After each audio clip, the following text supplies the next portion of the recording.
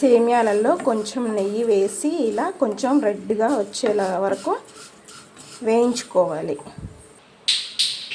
అందులోనే కొంచెం బాదం పప్పు, జీడిపప్పు కూడా వేయించి ద్వారగా వేయించుకోవాలి.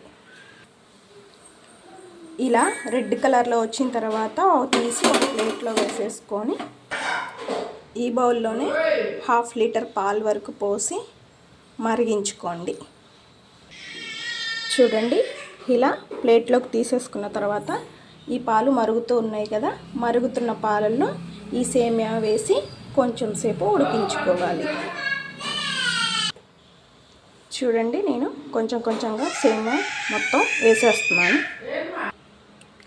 ఇందులో వేసేసాను కదా, ఇలా మధ్య మధ్యలో గడ్డలు కట్టకుండా తిప్పుతూ ఉండాలి. చూడండి, ఇలా బాగా మరిగిన తర్వాత ఇందులో ఇలా మరుగుతున్న దీనిలో ఒక 4 స్పూన్స్ వరకు షుగర్ యాడ్ చేయాలి. 4 స్పూన్స్ యాడ్ చేశానండి. యాడ్ చేసిన తర్వాత మొత్తం కలపాలి.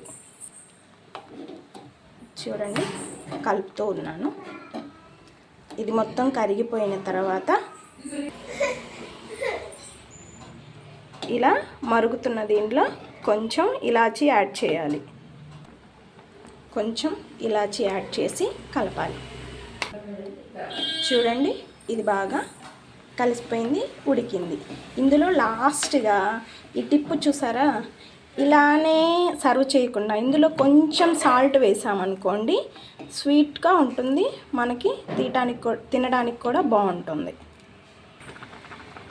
చూడండి, ఇందులోనే నేను కొంచెం సాల్ట్ యాడ్ చేశాను. యాడ్ చేసిన తర్వాత ఒకసారి మరలా తిప్పండి. చూసారా, సేమియా కూడా ఉడికిపోయింది బాగా.